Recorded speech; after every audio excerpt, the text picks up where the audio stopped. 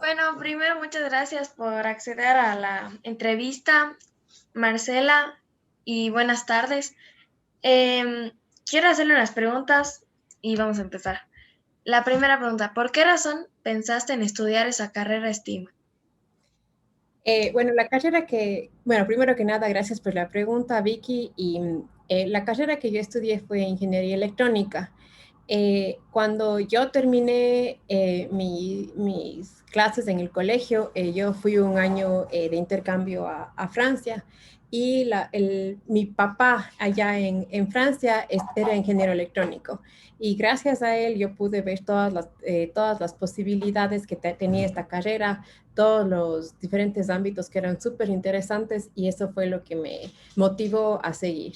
Eso fue lo que despertó mi curiosidad por esta rama. De ahí, muchas veces nos dicen, y sí, me dijeron a mí también que esa no era una carrera para mujeres, que no era una carrera para niñas, pero creo que eso fue lo que me hizo, en lugar de hacerme sentir que no podía, eso fue lo que me motivó para tratar de decir, no, o sea, esa no es la realidad y como un poco hacer lo contrario de lo que todo el mundo pensaba y de hecho es una carrera que a mí me ha gustado mucho y eso fue lo que me motivó, el aprender qué es lo que se podía hacer, el potencial que tenía esa carrera y también no dudar de lo que podíamos hacer. Y si bien hubieron personas que no estaban de acuerdo, el apoyo de mis padres fue fundamental, ya que ellos siempre me dijeron que no había una carrera que yo no podía seguir o no había algo que yo no podía hacer.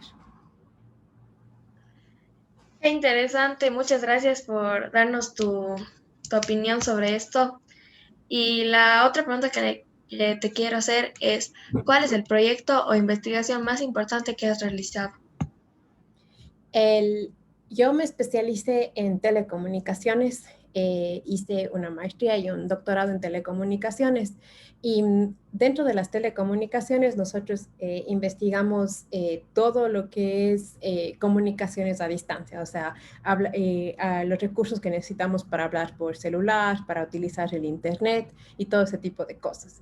Entonces, la investigación más importante que realicé fue cómo podemos utilizar mejor todos estos recursos, todas las cosas que entran en que podamos llamar, incluso podamos establecer esta conexión de Zoom, cómo podemos utilizar mejor los recursos, primero para generar servicios que sirvan a la sociedad, para generar servicios para personas de de todas las diferentes áreas dentro de un país, ya sea las áreas urbanas, las áreas rurales, y también para dejar la posibilidad de que sigan habiendo más y sigan surgiendo más servicios. Por ejemplo, ahora tenemos servicios como WhatsApp, tenemos servicios como TikTok y seguro van a haber muchísimos más que vengan después. Entonces, es que no utilizamos los recursos de la mejor manera, luego vamos a tener problemas para dar cabida a otras cosas que pueden ser interesantes para nuevas generaciones e incluso para nosotros mismos.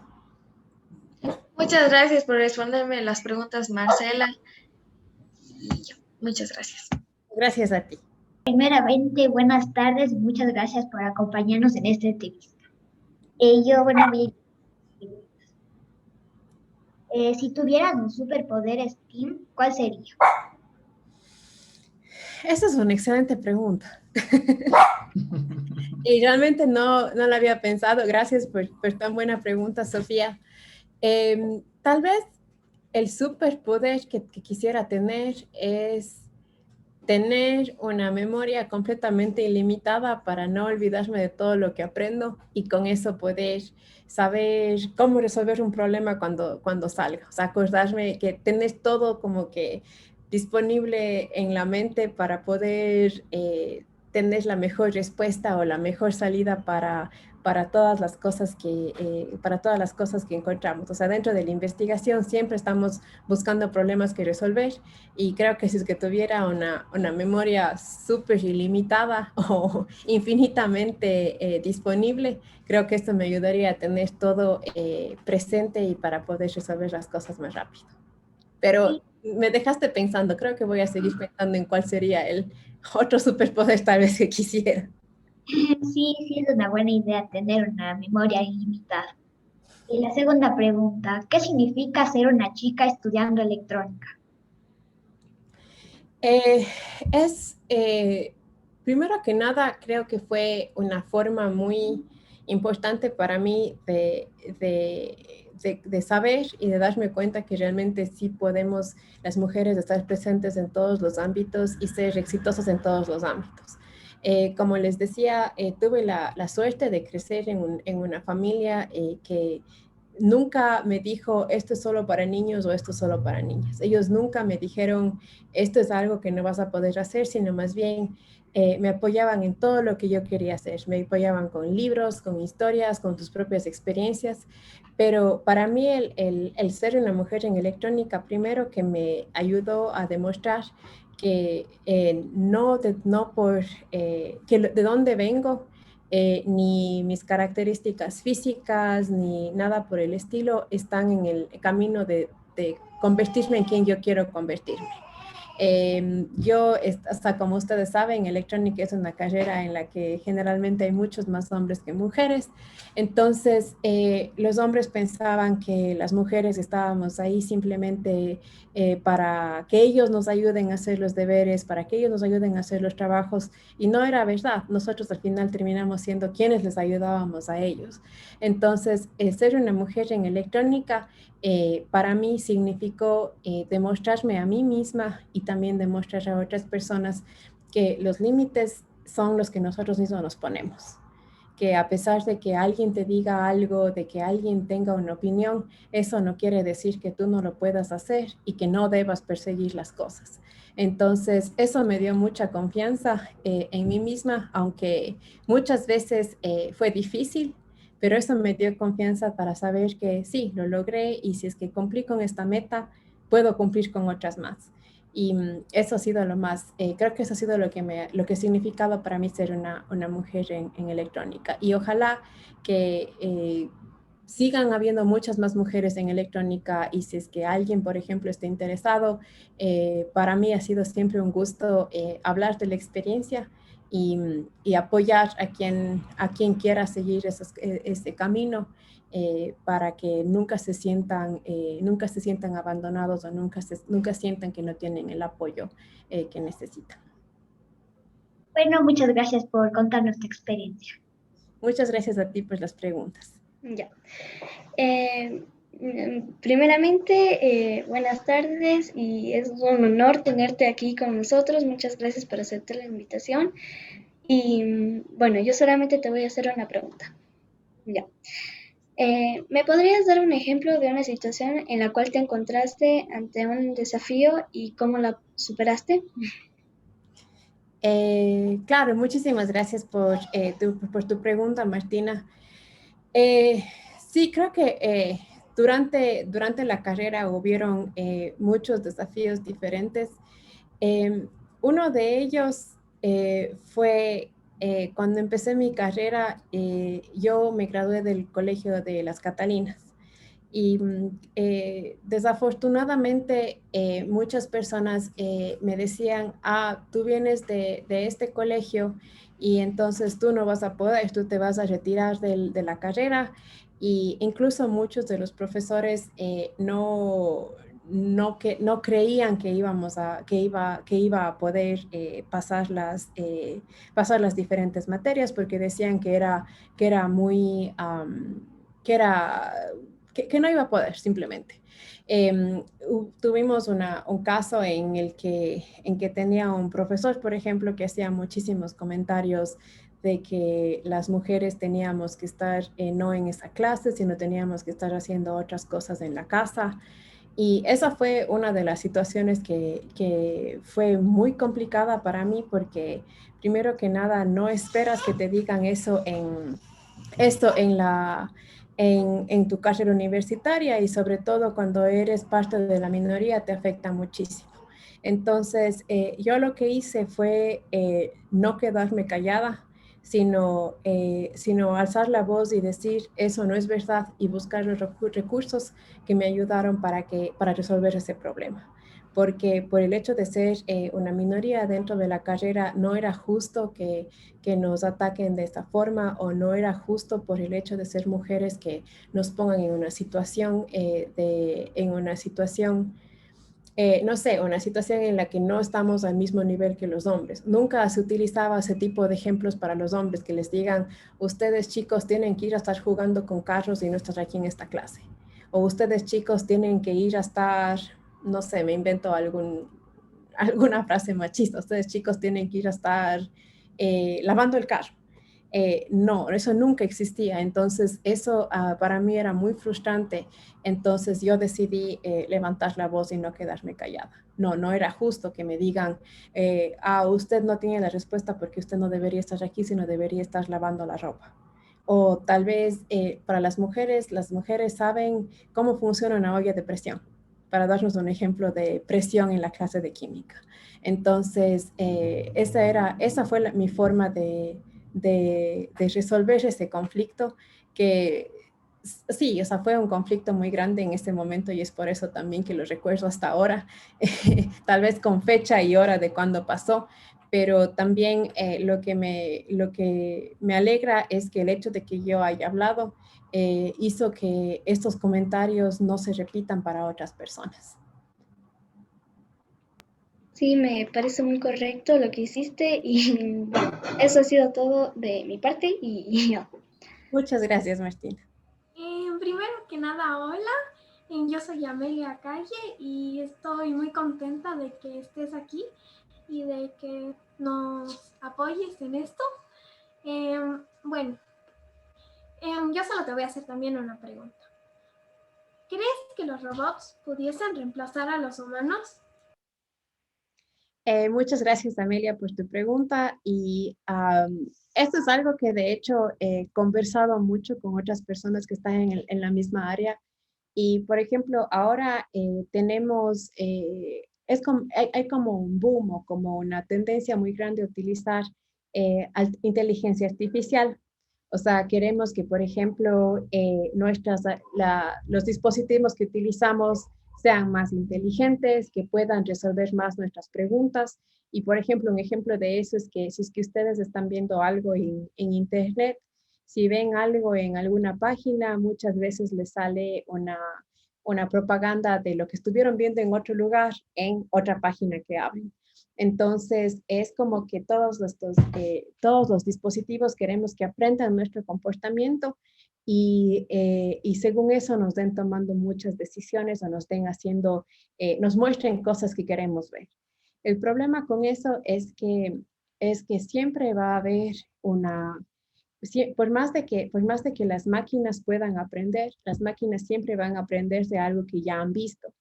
Y los humanos, nosotros tenemos la capacidad de reaccionar frente a situaciones que no hemos visto antes.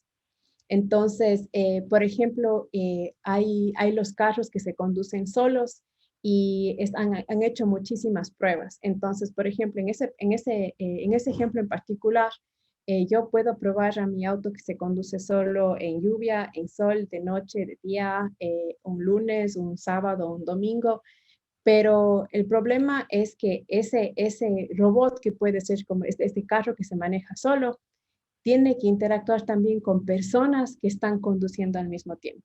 Y las personas también somos impredecibles.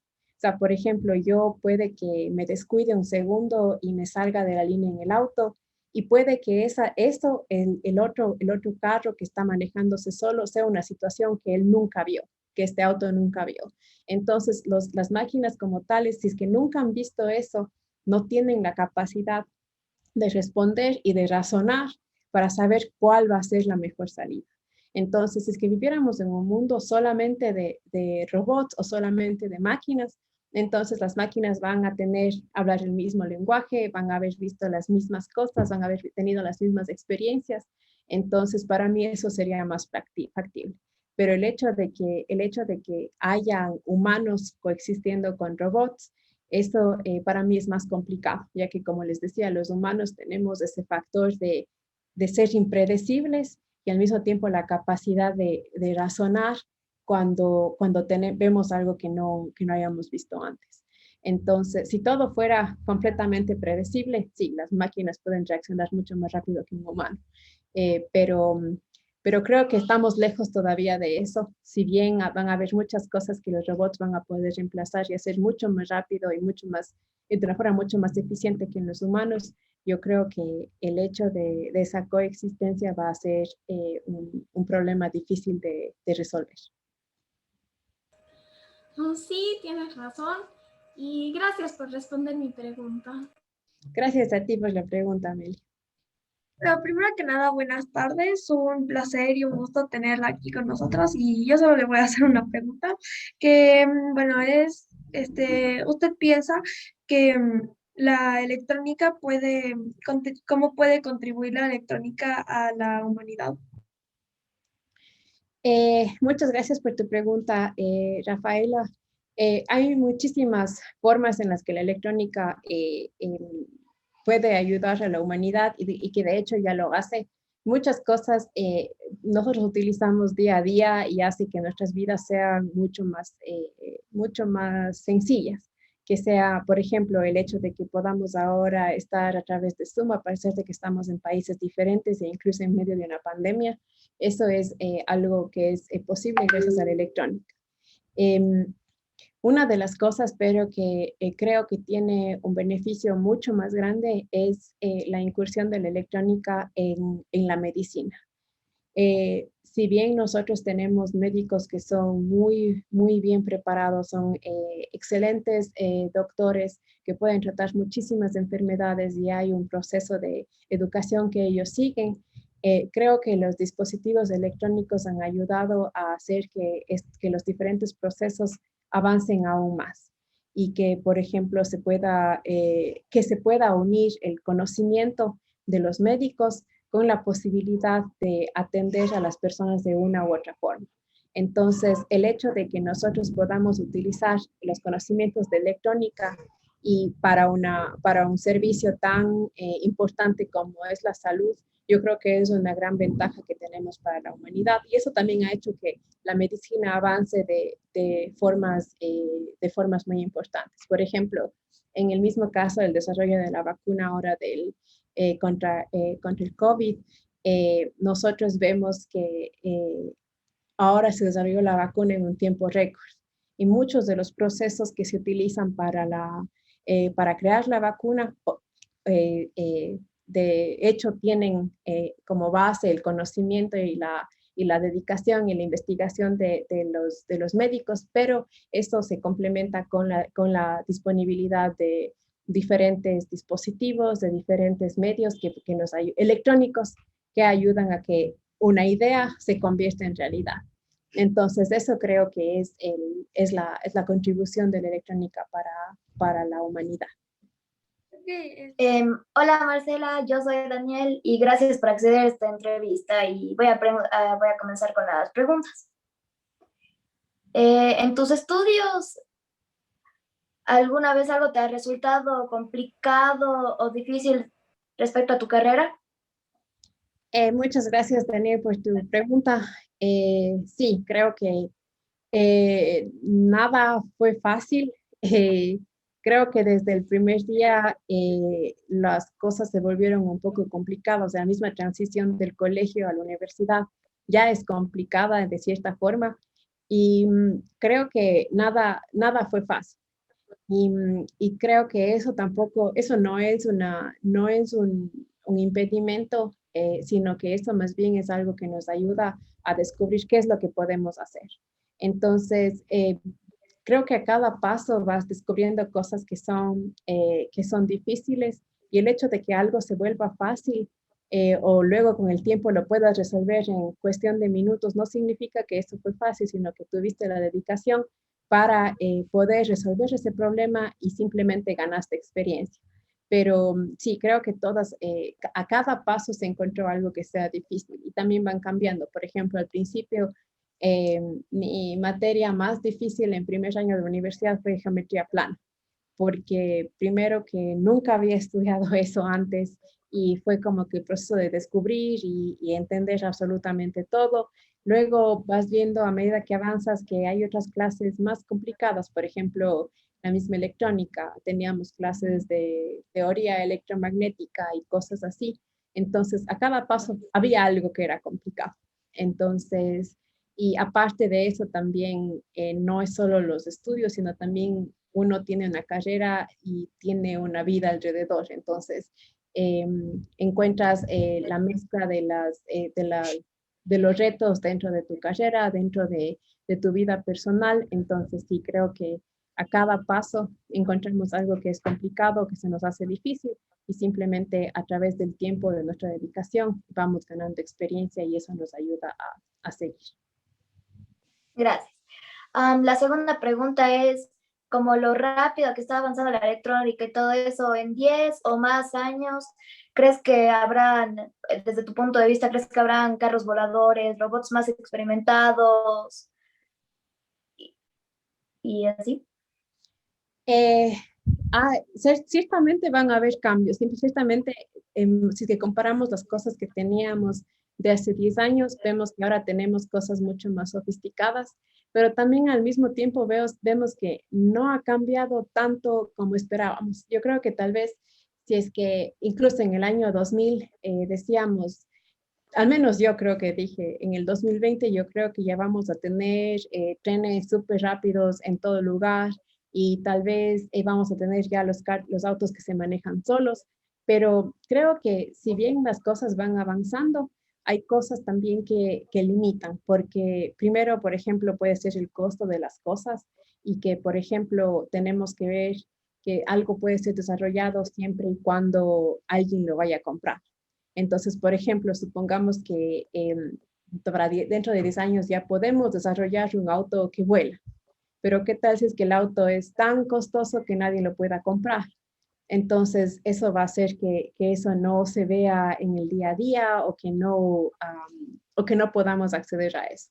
Entonces, también al mismo tiempo que tenemos muchas oportunidades para desarrollar cosas en electrónica, creo que dentro de la sociedad en la que vivimos, del ambiente en el que vivimos, también tenemos muchas limitaciones.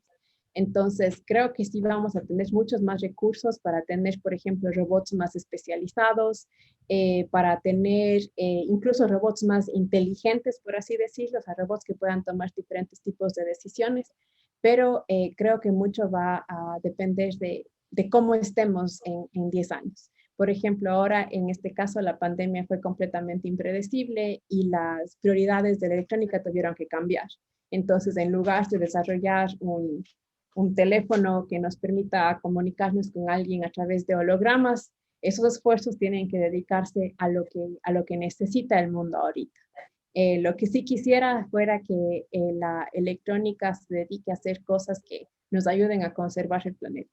Entonces, si es que, por ejemplo, tenemos que desarrollar más carros eléctricos, qué bien, porque de esa forma vamos a limitar las emisiones y vamos a poder cuidar otras cosas. Entonces, yo creo que sí va a depender mucho cuál es nuestra situación, pero creo que hay muchísimo talento y muchísimos recursos que nos van a permitir ver avances mucho más grandes y mucho más interesantes.